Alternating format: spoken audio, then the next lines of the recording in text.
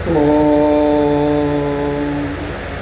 स्थापकाय च धर्मस्य सर्वधर्मस्वरूपिणे अवतारवरिष्ठाय रामकृष्णाय ते नमः। रामकृष्णाय ते नमः। हे जे अस्तित्व आहे ते अस्तित्व आपल्या विचारांमुळेच आपल्याला प्राप्त झालेलं आहे। जसे आपले संस्कार त्या प्रकारे या जगामध्ये आपण जन्म घेत असतो, तेव्हा आपल्या सबकॉन्शियस माइंडमध्ये, कारण मनाच्या 3 पातळी आहे, त्याच्या 4 म्हणता येईल। एक आहे आपलं कॉन्शियस माइंड, त्याच्या मागे आहे सबकॉन्शियस माइंड, आणि वर आहे सुपर कॉन्शियस माइंड, आणि अचेतन मन पण आहे, चेतन, अचेतन, अतिचेतन। तरी आपण सध्या चेतन मनामध्ये वास करत असतो, जे आपल्याला फक्त कॉन्शियस माइंडचीच माहिती असते।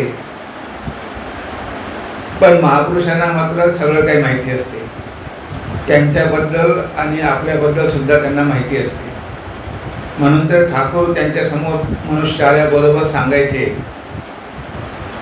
की हा मागच्या जन्मामध्ये चैतन्य महाप्रभू सोबत आला होता, हा मागच्या जन्मामध्ये येशू ख्रिस्ती सोबत आला होता, किंवा हा एक सप्तऋषीमधून आलेला आहे। म्हणजे भगवंताला सगळं दिसतं, कारण तो सर्वज्ञ असतो, आणि आपण अल्पज्ञ असल्यामुळे आपल्याला या जन्मातही पुढचे दिसत नाही आणि मागचेही दिसत नाही। त्यामुळे सबकॉन्शियस माइंडमध्ये भरपूर काही गोष्टी पडलेल्या असतात, आणि त्यांनाच आपण संस्कार म्हणतो। आणि हे जे आपले संस्कार आहे ते फक्त काही एका जन्माचे नाही, तर यापूर्वी आपण अनेक जन्म घेतलेले आहेत, आणि किती जन्म घेतलेले आहे हे आपण सांगू शकत नाही। कदाचित लाखो जन्म पण झाले असेल, कारण बदलते ते शरीरच बदलतं, त्यामुळे चैतन्य आहे तसंच राहतं, फक्त शरीरामागून शरीर बदलत जात असतात। आता सबकॉन्शियस माइंडमध्ये ज्या काही गोष्टी चांगल्या आणि वाईट गोष्टी आहेत, आणि त्या जोपर्यंत ज्ञान होत नाही तोपर्यंत राहणारच आहे। ज्ञानाग्नी दग्ध कर्मानी, फक्त ज्ञानच सगळ्या कर्मांचा नाश करू शकतं। आता हे कर्म, संचित कर्म, आगामी कर्म, जे वेगवेगळे कर्माचे जे प्रकार आहे, प्रारब्ध कर्म, वर्तमान कर्म, तर हे सगळे कर्म तेव्हाच नष्ट होतात की जेव्हा आपल्याला ज्ञानलाभ होतो आणि सगळ्या हृदयाच्या ग्रंथी तुटून जातात। असं उपनिषद आपल्याला सांगतं की छिंदन्ते सर्व संशया भिद्यन्ते हृदय ग्रंथी तस्मिन् दृष्टे परावरे। तेव्हा ते ज्ञान प्राप्त झाल्यावर सगळे संशय नष्ट होतात, हृदयाच्या सगळ्या गाठी मोकळ्या होतात, आणि सगळी कर्म नष्ट होतात। पण तोपर्यंत आपल्याला स्ट्रगल करावा लागतो। आता काया वाचा मनाद्वारे केलेले कर्म हे आपले संस्कार बनत असतात। शरीराद्वारे आपण कर्म करत असतो, शरीर म्हणजे इंद्रियाद्वारे, हाताद्वारे, पायाद्वारे जे काही आहे ते कर्मेंद्रिय, ज्ञानेंद्रिय, त्यामुळे आपल्या हातून कर्म होत असतात। आता चांगले कर्म पण होतात, वाईट कर्म पण होतात, आणि जेव्हा आपण कर्म करतो त्यामागे जर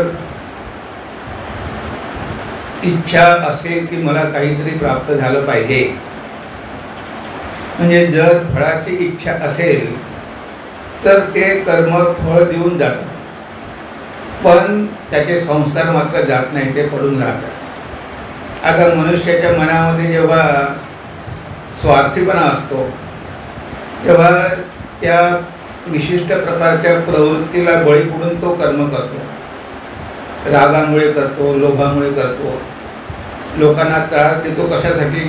स्वतःच्या स्वार्थासाठी, की आपल्याला जे करतोय त्यापासून फळ मिळालं पाहिजे, आणि फळ मिळण्यासाठी धर्माचंच आचरण केलं पाहिजे असं काही नाही, अधर्माच्या मार्गाने पण ते फळ प्राप्त करून घेण्याचा प्रयत्न करतात. अशा लोकांना आपण असुर म्हणतो. आसुरी संपत अन्यायेन अर्थसंचयान, म्हणजे अधर्माच्या मार्गाने पैशाचा संचय करतात, ती आहे आसुरी संपत. आणि दुसरी आहे दैवी संपत. पण फळ प्राप्त करून घेण्यासाठी जर आपण धर्माचं आचरण केलं, हे मेहनत करून जर आपण कमावले पैसे, इतरांना त्रास न देता, इतरांना न फसवता, तर त्या कर्माचं फळ आपल्याला चांगलंच मिळणार आहे, कर्माचं फळ मिळणार आहे. पण त्यामुळे वाईट संस्कार पडणार नाही, म्हणजे आपला पण फायदा होईल आणि आपल्या कर्मामुळे इतरांचा पण फायदा होईल. म्हणजे दोघांचाही त्यामध्ये फायदाच आहे. त्यामध्ये आपलंही कल्याण आहे आणि जगाचंही कल्याण आहे. अशा प्रकारचे जर कर्म असेल तर ते आपल्याला सद्गती प्राप्त करून देईल. जसं भगवंतांनी गीतेमध्ये म्हटलं आहे की नमे भक्त प्रणश्यती, माझ्या भक्ताचा विनाश होत नाही. तेव्हा चांगली कर्म केली तर आपला विनाश होत नाही, आपल्याला सद्गती प्राप्त होते. म्हणजे सध्या जो आपला जन्म आहे त्यापेक्षा श्रेष्ठ जन्म आपल्याला प्राप्त होतो. कारण आपले पुण्यकर्म जास्त असतात, पापकर्म वाईट कर्म कमी असतात. त्यामुळे आपल्याला यापेक्षा उन्नत गती प्राप्त होते. पण ती उन्नत गती प्राप्त झाल्यानंतर ती सुद्धा टिकून राहत नाही. कारण फळ म्हटलं की ते कधीतरी समाप्त होणारच. कारण त्या कर्मफळाचा तुम्ही जेवढी मेहनत केली तेवढं मिळालं, पण ते जे मिळालं ते एक दिवस जाणारच आहे. भगवद्गीतेमध्ये म्हटलं आहे की पुण्यकर्मे मर्त्य लोक विशंती, म्हणजे पुण्यकर्माचा नाश झाल्यानंतर, समाप्त झाल्यानंतर पुन्हा पृथ्वीवर जन्म घ्यावा लागतो. तुमच्या पूर्व पुण्यकर्मामुळे तुम्ही स्वर्गात गेला असेल, पण तिथे जाऊन सुद्धा तुमचे पुण्यकर्म समाप्त झालं, म्हणजे तुमची पुंजी संपली की पुन्हा कर्म करण्यासाठी या लोकांमध्ये यावंच लागते. आणि म्हणून आपले शास्त्र सांगतात की कर्म चांगलं असो, स्वार्थी असो की इतरांच्या कल्याणाचं असो, त्यामागे कशाचीही अपेक्षा ठेवू नका. जर तुम्ही त्यापासून फळाची अपेक्षा ठेवली नाही तर त्यामुळे पापही होणार नाही आणि पुण्यही होणार नाही. म्हणजे भगवंताला समर्पित कर्म. तर जर पापही नसेल आणि पुण्यही नसेल तर काय होणार? चित्तशुद्धी होणार. चित्तशुद्धी का होत नाही? कारण काहीतरी अपेक्षा, म्हणजे चांगले कर्म करून पुण्य मिळवायचं ही अपेक्षा, आणि वाईट कर्म केल्यामुळे तर माहिती आहे पाप आहे, त्याचे परिणाम भोगावे लागणार आहे, पण तात्पुरती अर्थप्राप्ती होते. जे तात्पुरत्या गोष्टी प्राप्त करण्यासाठी, भौतिक गोष्टी प्राप्त करण्यासाठी मनुष्य जी वाईट कर्म करतो, आणि वाईट कर्म म्हणजे काय? इतरांना त्रास देणं. परोपकाराय पुण्याय पापाय परपीडना. तर इतरांना सुख देणं, आनंद देणं हे पुण्यकर्म आहे. उपकार करणं पुण्यकर्म आहे. आणि पापाय परपीडना, इतरांना पीडा देणं म्हणजे पाप आहे. ही अगदी साधी सोपी व्याख्या दिलेली आहे. तेव्हा इथे आपल्याला पाप आणि पुण्य या दोन्हीच्या पलीकडे जायचं आहे. कारण त्या दोनही साखळ्या आहेत. एक लोखंडाची साखळी आहे तर दुसरी सोन्याची साखळी आहे, पण दोन्ही साखळ्या मनुष्याला बांधत असतात. म्हणून हा एक नवीन मार्ग दिलेला आहे आपल्याला कर्मयोगाचा, की इथे तुम्हाला फक्त कर्म करण्याचाच अधिकार आहे.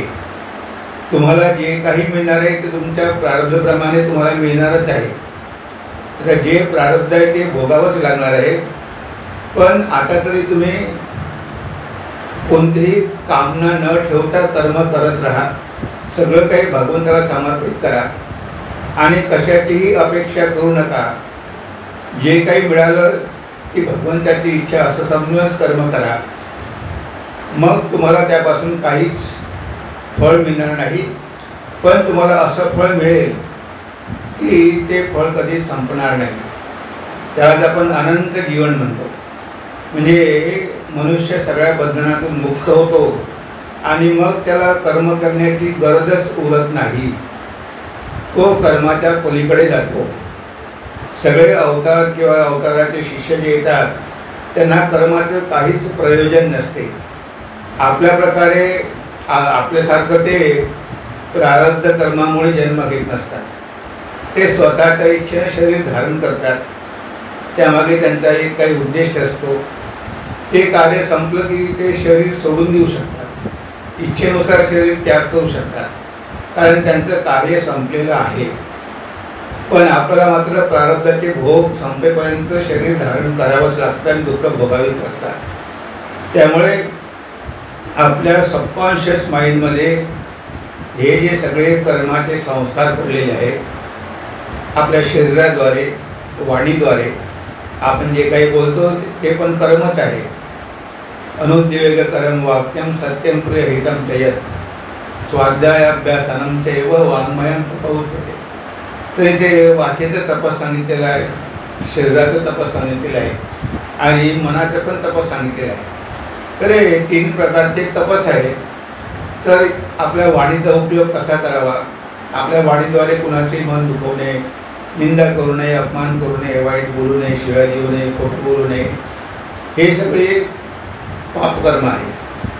तर मग लोकांची प्रेमानं बोललं पाहिजे, सत्य बोललं पाहिजे, लोकांना मदत केली पाहिजे, त्यांना प्रेरणा दिली पाहिजे, उत्साह दिला पाहिजे, ही सगळी चांगली कर्म आहे. तेव्हा वाणीद्वारे पण आपल्या चांगले आणि वाईट कर्म होत असतात. आणि मनाद्वारे मनामध्ये जे काही विचार आहे ते सुद्धा कर्मच आहे. आता मनामध्ये तर विकार आहेच आणि त्या विकारामुळेच आपलं मन अपवित्र झालेलं आहे. आपण त्याला षड्रिपू म्हणतो. तर हे 6 प्रकारचे शत्रू आहेत आणि गीतेमध्ये तर त्यापैकी 3 नरकाचं द्वार म्हटलं आहे. त्रिविधम नरकस्येदं द्वारम नाशनम आत्मनः काम क्रोधस तथा लोभ तस्मादेतत् त्रयं त्यजेत. काम, कोप, क्रोध आणि लोभ हे नरकाचे द्वार आहे आणि आत्म्याचा नाश करणारे आहे असं भगवंतांनी सांगितलेलं आहे. तेव्हा या विकारांना बळी पडूनच आपण पापकर्म करत असतो. तेव्हा इथे ह्या विकारांशी युद्ध, मनाशी युद्ध हीच खरी तपस्या आहे. म्हणून तुकाराम महाराज म्हणतात, अंतरी बाहेर युद्धाचा प्रसंग. एक तर आतमध्ये वासना आहे, मनामध्ये वासना कामना आहे आणि बाहेर विषय आहे. म्हणजे मनाशी पण युद्ध करायचे आहे की त्या मनामधले संस्कार काढून टाकायचे आहे. आणि बाहेर जगामधले प्रलोभनं आहे, आकर्षणं आहे, ते नेहमी आपल्या मनाला बाहेर ओढत असतात. त्यांच्याशिवाय युद्ध करायचं आहे. म्हणजे इंद्रिय आणि मनाचा संयम करायचा आहे. म्हणजे आंतरिक आणि बाह्य दोन्ही, मनाद्वारे पण त्याग आणि बाहेरच्या इंद्रियाद्वारे सुद्धा त्याग. म्हणजेच मनाला अंतर्मुख करायचं आहे, इंद्रियांना अंतर्मुख करायचं आहे. तर हे जे सगळे कर्म सांगितलेले आहे, तर ह्या कर्माचे संस्कार आपल्या मनावर पडत असतात. त्यामध्ये चांगले पण असतात आणि वाईट पण असतात. आणि जेव्हा वाईट कर्म वर येतात तेव्हा आपल्याला दुःख भोगावी लागतात. म्हणजे दुःख काही कायमचीच भोगावी लागत नाही, ते कर्म पण संपतात. आणि जेव्हा चांगले कर्म सुरू होतात तेव्हा मग जीवनामध्ये सुख येतात. म्हणजे सुख आणि दुःख हा खेळ नेहमी सुरूच राहतो. कोणीच आयुष्यभर दुःखी होऊ शकत नाही, सुखी पण होऊ शकत नाही. कारण मनुष्य जन्म म्हणजे चांगले आणि वाईटाचं मिश्रण आहे.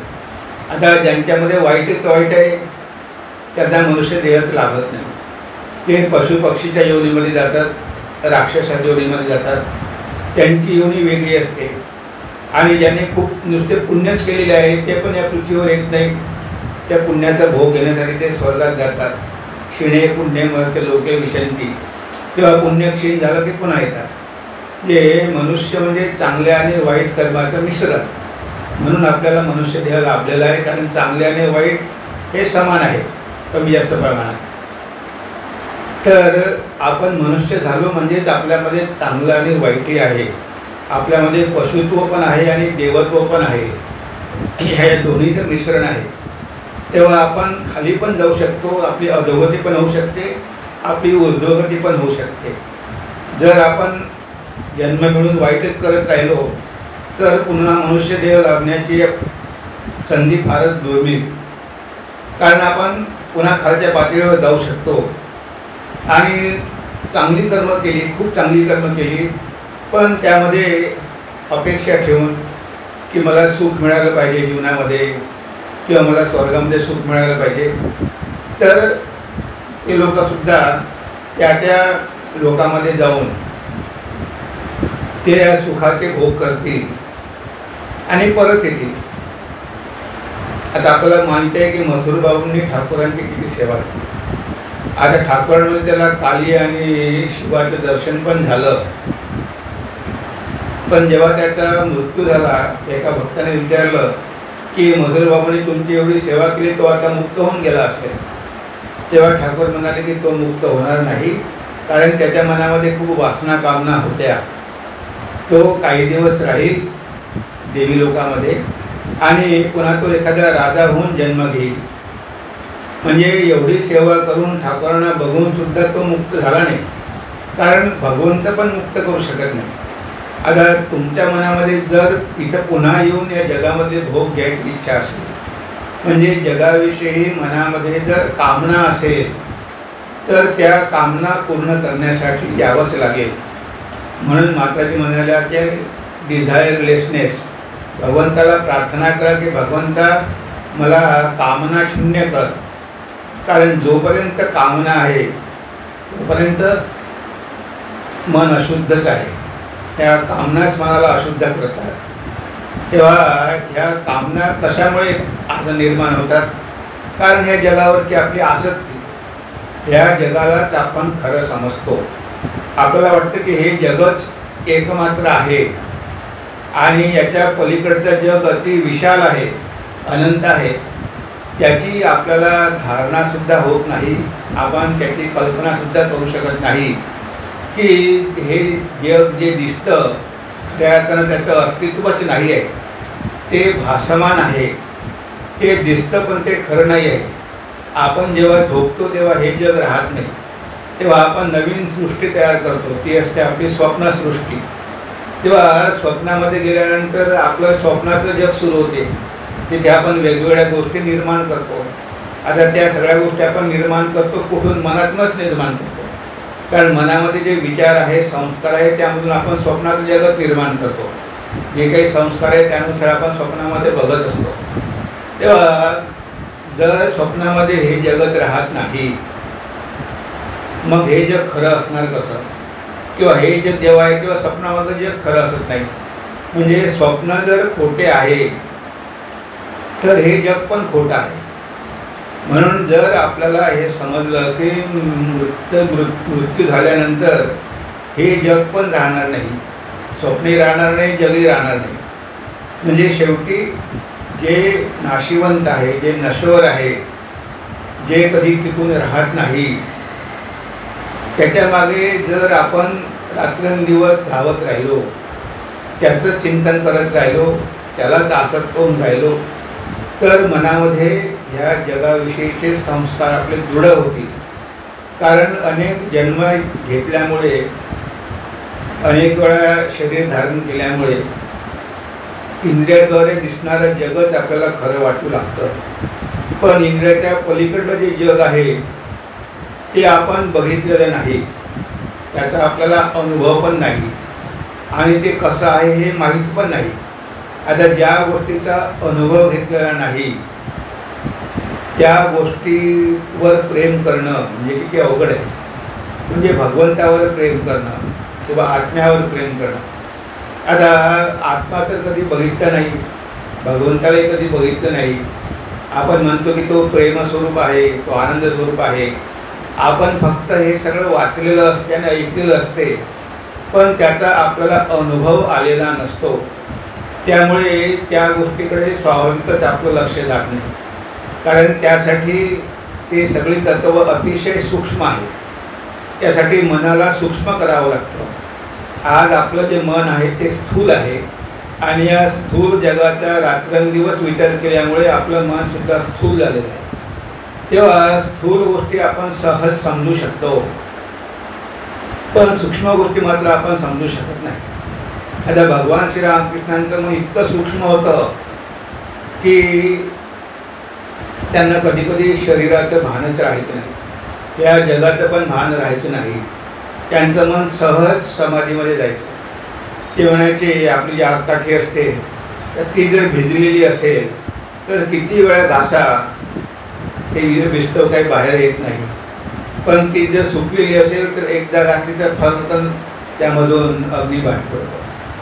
आपलं सगळं मन त्या ओल्या आगकाठीसारखं आहे, त्यामुळे किती वेळा घासलं तरी काही तिथे अग्नी बाहेर पडतच नाही.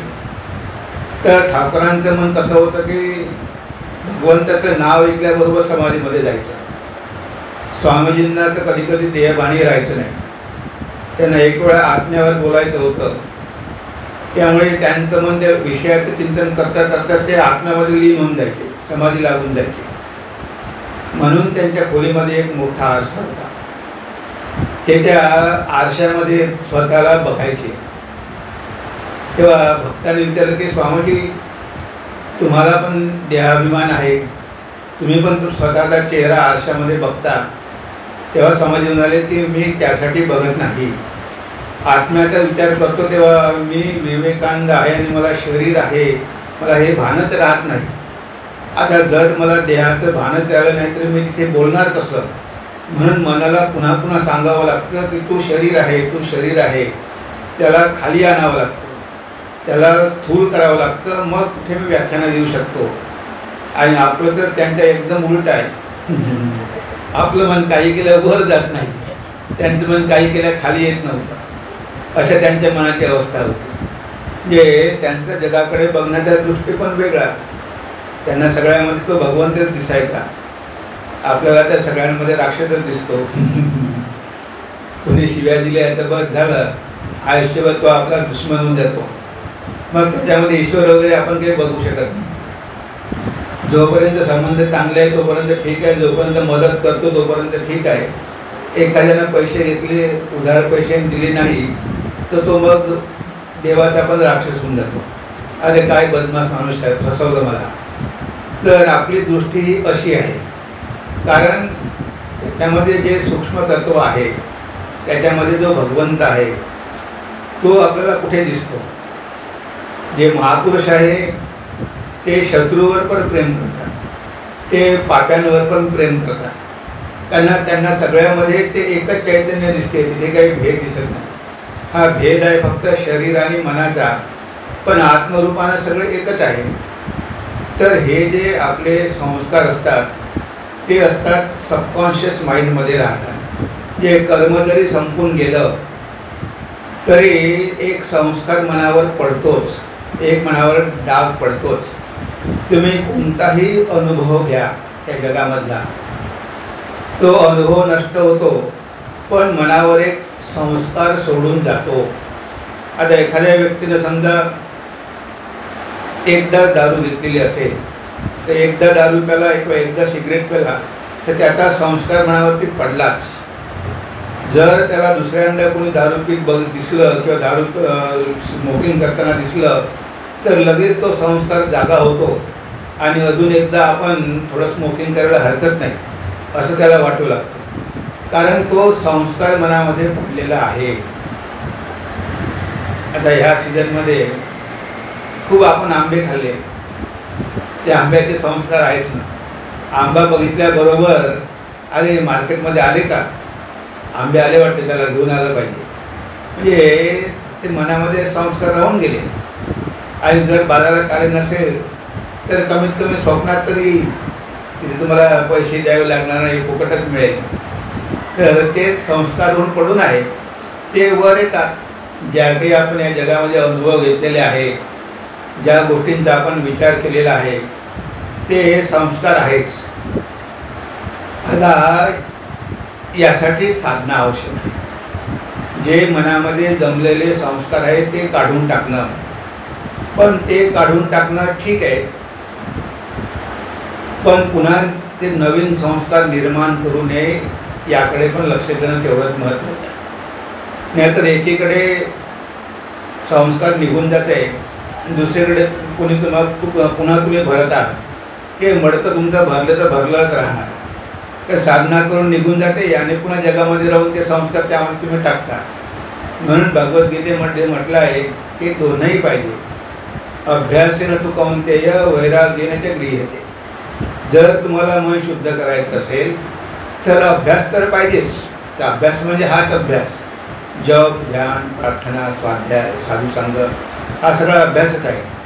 म्हणजे याचा अभ्यास तर करायला पाहिजे, पण नुसता अभ्यास करून सुद्धा पुरेसं नाही. आता जप तर सगळेच करतात, कोण करत नाही जप. पण सकाळी मी सांगितलं की जर नांगर उचलला नाही तर कितीही तुम्ही नौका वल्लवली तरी पुढे जाईल कशी.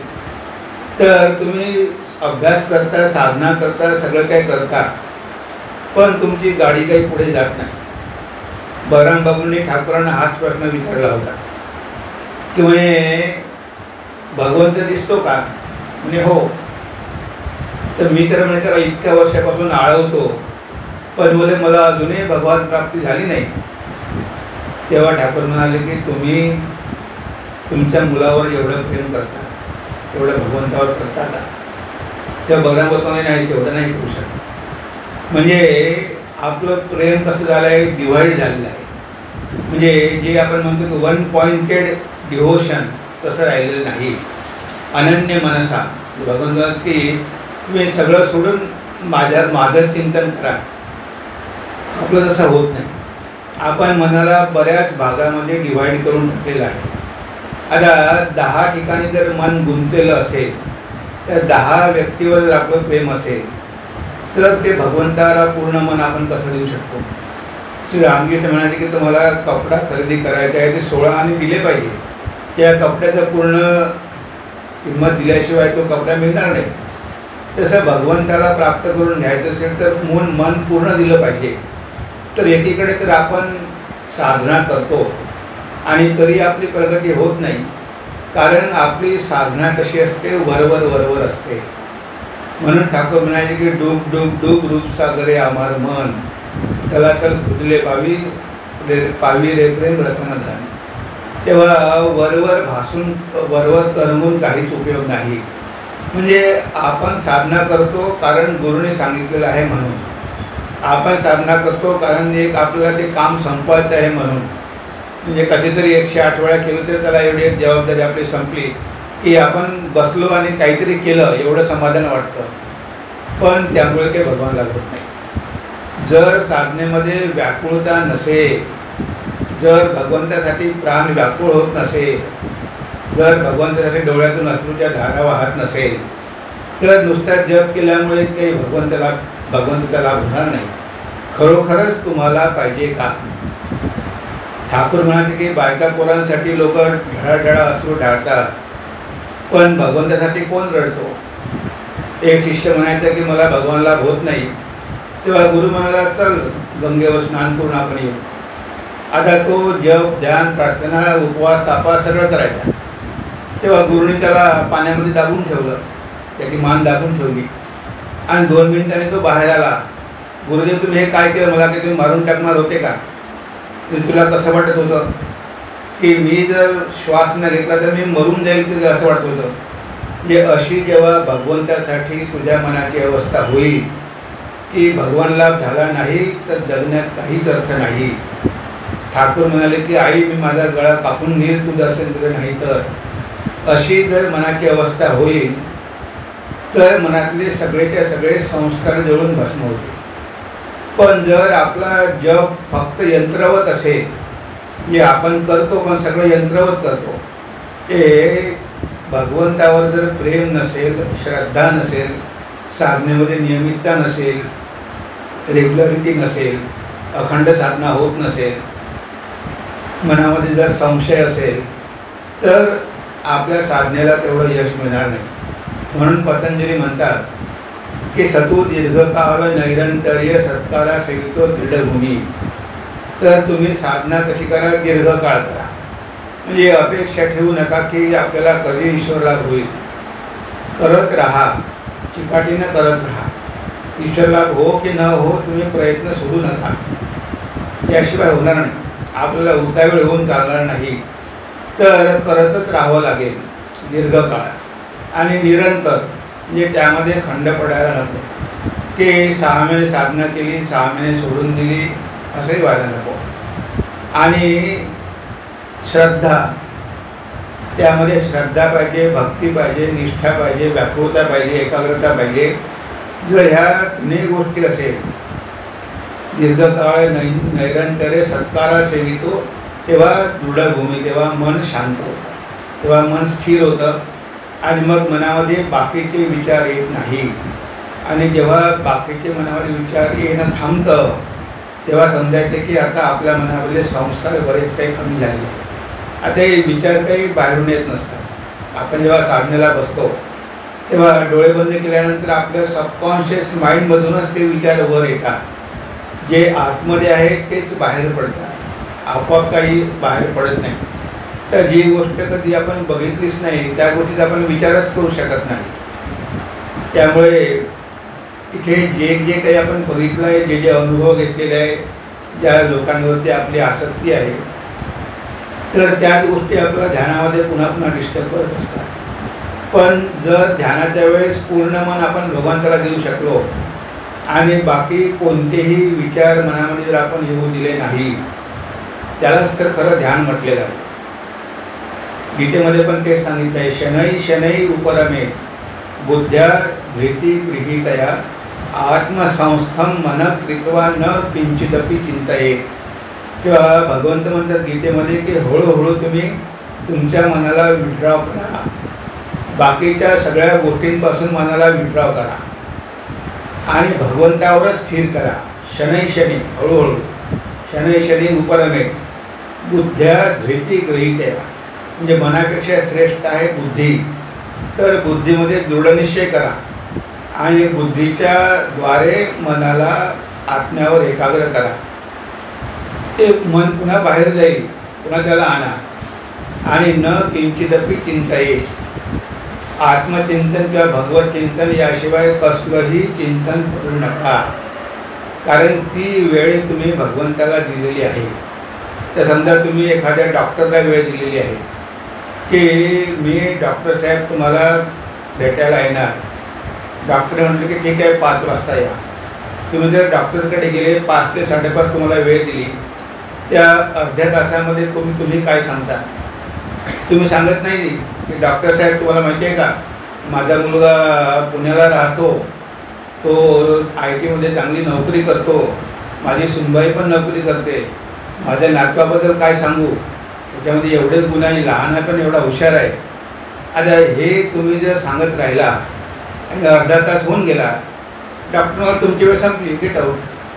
तुम्हाला अरे मी आलो कशासाठी, माझा प्रॉब्लेम सांगायसाठी आलो आणि मी काय भलतं सांगत बसलो आणि वेळ तर संपली, झालं. अरे मी ध्यानाला बसलो कशासाठी, भगवंताचं चिंतन करण्यासाठी, आणि मी तर जगाचं चिंतन करत आहे. म्हणजे ती वेळ भगवंताला दिली, खरोखरच दिलेली आहे का भगवंताला? जे भगवंताला दिलेल्या वेळेमध्ये सुद्धा संसाराचं चिंतन सुरू आहे. म्हणजे आपण भगवंतासाठी एक वेळ राखून ठेवलेली आहे, त्या वेळेमध्ये सुद्धा आपण भगवंताचं चिंतन करू शकत नाही. आणि आपल्याला वाटतं की आपल्याला ईश्वरलाभ झाला पाहिजे. तर अशा प्रकारे जर आपली साधना असेल तर मनामध्ये संस्कार सहजासहजी जाणार नाही. जाईल पण जे एका जन्मात व्हायचं आहे त्याला 10 जन्म लागतील, जाणार नाही असं नाही, त्याला वेळ लागेल. आता तुम्ही जाऊ शकता विमानाने, 2 घंट्यात पोचता दिल्लीला. तुम्ही ट्रेनने पण जाऊ शकता, 24 तास लागेल. बसने जाऊ शकता, तुम्हाला 8 दिवस लागेल. कारने जाऊ शकता, तुम्ही पैदल पण जाऊ शकता, 2 वर्ष लागेल. आता तुम्ही कशाने जा, तुम्ही पोहोचाल तिथे, पण तुम्हाला लवकर पोहोचायचं असेल तर विमानाचं भाडं पे करूनच तुम्हाला जावं लागेल, एवढी किंमत मोजावीच लागेल. मनामध्ये जर संसाराविषयी आसक्ती असेल आणि मला भगवान लाभ पण झाला पाहिजे, तर दोन्ही गोष्टी होत नाही. ज्या रामय वहा कामने, ज्या कामय वहा रामने, त्या दोन्ही गोष्टी होत नाही. म्हणून संसारात राहून सुद्धा करता येतं. पण जर आपण संसारापासून अनासक्त असलो तर, संसारात राहिलं तर संत ठाकूर म्हणायची काही काळी लागतेच थोडी ना थोडी. हे संसारात राहून अनासक्त होणं फारच अवघड आहे. म्हणून आपल्याकडे पूर्वी 4 आश्रम होते, ब्रह्मचर्य, गृहस्थ, वानप्रस्थ, संन्यास. एक ठराविक वय झालं की पूर्ण आसक्ती सोडून द्यायची आता मुलं शिक्षण झालं, पायावर उभे राहिले, आता त्यांना त्यांचा संसार करू द्या. आता आपला संसार संपला, आता आपण वानप्रस्थी व्हायला पाहिजे, आता आपण अनासक्त व्हायला पाहिजे, आता ही संसाराची आसक्ती सोडली पाहिजे. आणि त्यानंतर शेवटला आश्रम संन्यास आहेच. पण संन्यास काय, वानप्रस्थ पण होत नाही. जे गृहस्थ शेवटपर्यंत गृहस्थच राहतात. जे घर काही केलं सुटत नाही आणि 2 दिवस जरी घर सोडून गेलं तरी करमत नाही. अरे बाबा, हे जगच तर आपलं घर नाही. मन चलो निज निकेतने, संसार विदेशे विदेशे देशे भ्रमोक्यानो अकारण. आता हे भगवंताच्या चरणी आपलं घर आहे. ते घर तर आपण विसरूनच गेलो आणि या संसारालाच आपण खरं म्हटलं, यालाच घर मानतो. आणि या घरामध्ये सुद्धा आपलं वेगळं एक घर असते. म्हणजे प्रत्येकाचा वेगवेगळा एक संसार असतो. जे आहे संसार भगवंताचाच, कोणाचंच काहीही नाही आहे. शेवटी आपण आपला संसार निर्माण करतो आणि आपण आपला छोटासा संसार जो असतो त्यालाच मी आणि माझं म्हणतो.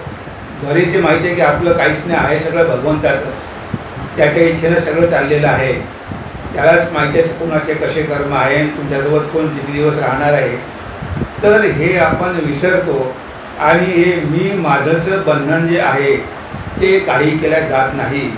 आणि म्हणून मनातले संस्कार आपण साधना करून काढण्याचा प्रयत्न करतो, पण दररोज आपण पुन्हा नवीन संस्कार निर्माण करतच असतो. कारण चिंतन जगातच सुरू असते.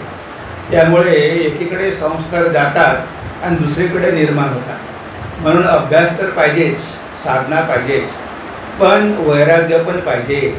आता वैराग्य म्हणजे काही सगळं काही सोडून द्यायचं नाही. सगळं काही सोडून द्यायला काही ठाकूरांनी सांगितलं नाही. पण संसारामध्ये राहा, पण दासीसारखे राहा.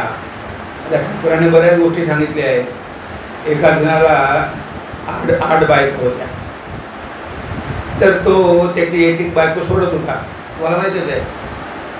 शेजारी होती त्याची, ती म्हणते बघा तुमचा जो शेजारी आहे त्याचा काय त्याग आहे. काय झालं, तो म्हणे एक बायको सोडून राहिला. अगं वेडे म्हणे, तो कधीच सोडू शकणार नाही. असं एक सोडून त्याग होतो का. त्याच्या खांद्यावर टॉवेल होता, तो स्नान करायला निघाला होता. तो म्हणे तो कधीही त्याग करू शकणार नाही आणि मीच खरा त्याग करू शकतो. बघ म्हणे मी निघालो आणि जो घर सोडून गेला तर पुन्हा परत आलाच नाही. त्या काय एका झटक्यामध्ये होत असतो. तर हळूहळू थोडं करू. पहिले सगळे बँकेमध्ये पैसे जमवून ठेवू, मग आपली खाण्यापिण्याची व्यवस्था करू, मग मुलाबाळांची व्यवस्था करून देऊ, मग नातवांची पण आपण काहीतरी तरतूद करून ठेवू आणि मग आपण भगवंताचं चिंतन करू, मग आपण त्याग करू. असा काही त्याग होत नसतो. त्याग एका झटक्यात होतो. भगवान बुद्धाचं बघा ना, आज जयंती आहे, कसा त्याग झाला. आता राजकुमार काही कमी होतं का. तरुण पत्नी होती, राहुल मुलगा होता, सगळं काही त्याला उपलब्ध होतं, कशाचीही कमतरता नव्हती. पण जेव्हा तो महालाच्या बाहेर गेला, एक म्हातारी व्यक्ती बघितली, एक रोगी व्यक्ती बघितली, एक मृतदेह बघितला आणि त्याला वाटलं की एक दिवस पण आपल्याला ह्याच मार्गाने जावं लागणार आहे. ते बघून त्याच्यामध्ये वैराग्य निर्माण झालं आणि सगळं काही सोडून दिलं. म्हणजे एका मिनिटामध्ये वैराग्य निर्माण झालं, फक्त एकदा बघून. आणि आपण तर दररोजच बघतो लोक मरताना, पण आपल्याला वाटते की आपणही मरणार आहोत एक दिवस, असं कोणाला वाटतं. इतर मरतात, आपल्याला वाटतं की इतर मरतात, पण आपण मात्र कायमची इथे राहणार आहोत, आपण काही मरणार नाही असं प्रत्येकालाच वाटतं. आणि म्हणून लोक मेले की आपण हळहळ करतो, आपण इतरांसाठी रडतो, आपण गेलो की आपल्यासाठी इतर रडतात, असंच सुरू असते. पण आपल्याला त्यामागचं सत्य कळत नाही की खरोखरच मृत्यूचा जय करता येतो का, मृत्यूवर जय प्राप्त करून घेता येतो का, अमरत्व प्राप्त करून घेता येतं का, सगळ्या रोगांच्या दुःखाच्या पलीकडे जाता येतं का. आता जाण्याचा मार्ग आहे. भगवान बुद्ध पण म्हणाले सर्वम दुःखम, या जगामध्ये सर्व दुःखच आहे. सुख पाहता जवा एवढे, दुःख पर्वता एवढे, हे सगळ्यांना माहिती आहे. पण थोड्याशा सुखाच्या आशेनं आपण दुःखाचा डोंगर ओढून घेतो आणि ज्याला आपण सुख म्हणतो ते सुख नसतंच. जिसे तू सुख कहता है वह सुख नहीं है प्यारे, सुख का मुकुट किए धारण आते हैं दुख के अंगारे. स्वामीजी म्हणतात happiness present before man wearing the crown of sorrow on its head, म्हणजे सुख आपल्यासमोर दुःखाचं मुकुट धारण करून येत असतं. जर आपल्या सुखाला आलिंगन द्यायचं असेल तर दुःखाला पण घ्यावं लागेल, कारण हे मरीचिका आहे, मृगजळ आहे. ते खरं सुख नाहीच आहे, दिसते सुख आहे पण नाही. पण आपण सुखाच्या आशेनं ह्या संसारावर आसक्त होतो आणि शेवटी आपली आसक्तीच आपल्या बंधनाचं कारण ठरते. कारण तिथे आपल्यामध्ये कुठेतरी त्याग आणि वैराग्य कमी पडते, आपल्यामध्ये विवेक कमी पडतो.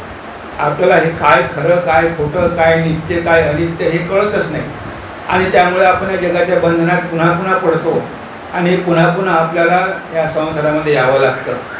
तेव्हा इथे सबकॉन्शियस माइंड आपलं पूर्णपणे शुद्ध करायचं असेल तर मनामधले सगळे विकार तर गेलेच पाहिजे.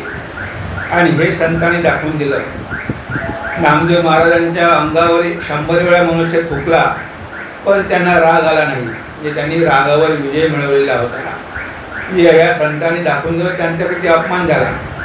ज्ञानेश्वर महाराज, मुक्ताबाई, त्यांना घरातून काढून दिलं, त्यांना भिक्षा मिळत नव्हती, त्यांचा अपमान होत होता, तरी पण त्यांनी कुणाचाही द्वेष केला नाही.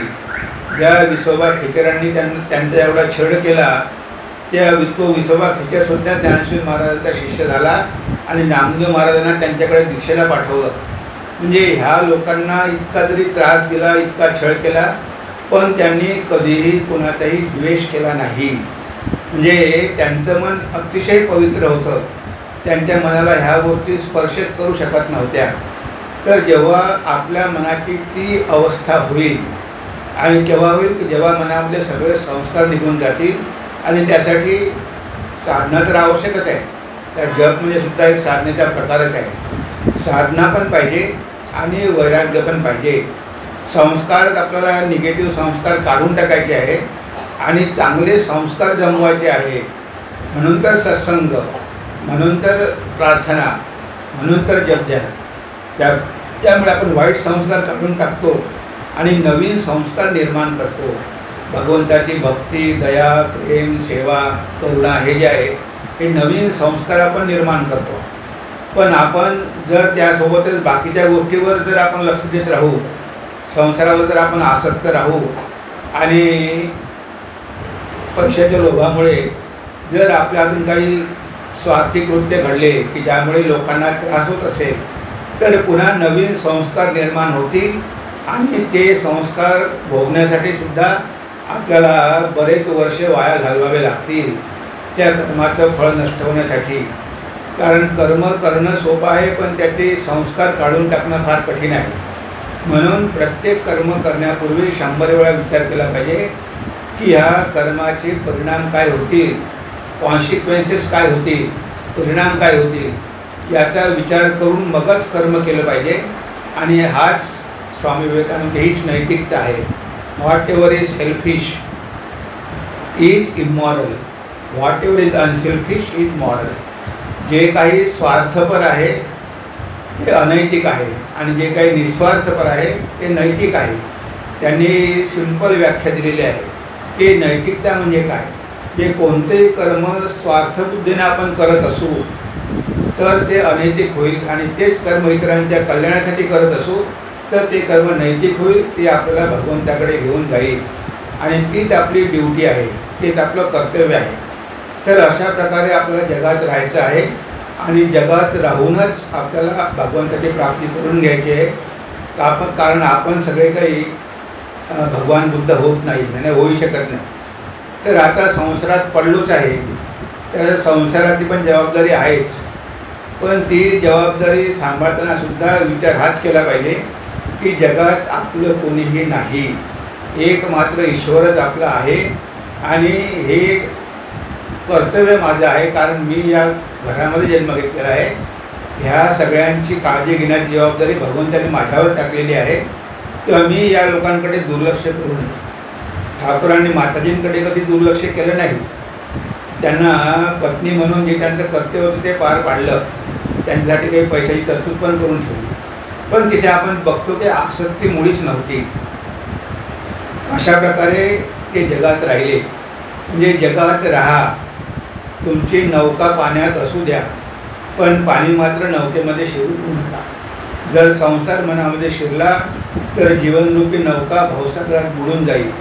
आणि जर तुम्ही अनासक्त राहिला, त्या नौकेत जर पाणी शिरू दिलं नाही तर तुम्ही सहज भवसागर पार करून जा.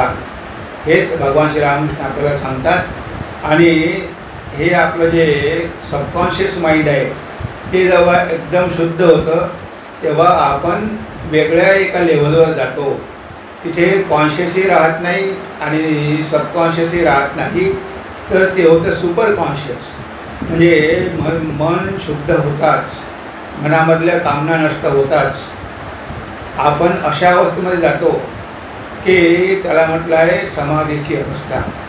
सुपर कॉन्शियस म्हणजे आपलं तेव्हा कळतं खरं सत्य की ह्या दोन्ही मनाच्या पलीकडे पण एक माइंड आहे की ज्या मनाद्वारे आपण भगवंताचं दर्शन, आत्म्याचं दर्शन प्राप्त करून घेऊ शकतो. आणि तेव्हा आपलं मन एवढं सूक्ष्म झालेलं असतं, हे स्थूल जगत मग आपल्याला दिसत नाही. आपण इकडे वेगळ्या जगात जातो आणि तिथून परत आल्यावर मग आपलं अज्ञान आपोआप दूर होतं. मग आपल्यालाच कळतं की आपण कसे काय या जगामध्ये भगवंताला विसरून राहिलो. हा आपल्यावर असलेला मायेचा प्रभाव आहे. त्या मायेच्या प्रभावामुळे आपल्याला या जगाचं खरं स्वरूप कळत नाही. पण एकदा सुपर कॉन्शियस माइंड प्राप्त केल्यावर, एकदा ती अवस्था प्राप्त केल्यावर मग आपल्याला वाटतं की आपण आपलं खरं स्वरूप काय आहे आणि आपण इतके जन्म कसं ते स्वरूप विसरून या जगामध्ये उगीच दुःख भोगली. आपल्यामध्ये दुःखाचा तीळमात्र लेश नाही आहे. आपण तर सच्चिद आनंद स्वरूप आहोत. तो अनंत आनंद आपल्यामध्येच आहे, अमरत्व आहे, ज्ञान आहे, सगळंच आहे. पण आपण इतके जन्म कसं काय हे आपलं खरं स्वरूप विसरून ह्या मायेच्या जगाला आपण सत्य समजलो आणि त्यामध्येच किती जन्म आपण फिरत राहिलो हे जेव्हा कळतं तेव्हा मग आपल्याला वाईट वाटतं, पश्चाताप होतो की जे होतं ते तेव्हाही होतं आणि आजही आहे. पण मला इतके दिवस त्याची जाणीव का नव्हती. फक्त जाणीव होणं हे महत्त्वाचं आहे. कारण ते सत्य कुठेही गेलेलं नाही. तो भगवंत आपल्या आतमध्येच आहे. पण तो आहे याची जाणीव नसल्यामुळे हे सगळे दुःख आहे. आता तुमच्या घरामध्ये सोन्याचा हंडा गाडलेला आहे. आता गाडलेला आहे पण तुम्हाला माहिती कुठे आहे. जेव्हा घर पाडलं ते एका भिंतीमधून तो हांडा मिळाला, तुम्ही एका दिवसात श्रीमंत झाला. आता तो हांडा तिथे त्या घरामध्ये 100 वर्षापासून होता पण तुम्हाला माहिती नव्हतं. पण ते घर पाडलं, तो मिळाला. आता मिळाल्याबरोबर तुम्हाला किती आनंद झाला. एका दिवसात सगळं दारिद्र्य नष्ट झालं. आता तो हांडा आपल्या हृदयामध्येच आहे, तो कुठेही गेला नाही आहे. मनावरची धूळ साफ झाली की आपोआपच तो आपल्याला मिळेल. कारण जो आहे तो काही कधी नष्ट होत नाही, तो कायमचा राहणार आहे. चैतन्य काही नष्ट होत नाही. नष्ट होते पंचमहाभूताचं शरीर. तर ती सोन्याची खाण तर आपल्या आतमध्येच आहे. आपल्याला फक्त ती शोधायची आहे. ती आहे फक्त जाणीव करून घ्यायची आहे. आपण राजकुमारच आहोत पण आपण ते विसरलो आणि आपण स्वतःला भिकारी समजतो. पण जर आपण ईश्वराचे पुत्र असू, आपण अमृताचे अधिकारी असू तर ते तर सत्यच आहे आणि तेच खरं नातं आहे. पण ते विसरल्यामुळे आपण या जगामध्ये येऊन दरिद्री झालो आणि मायेचे गुलाम झालो.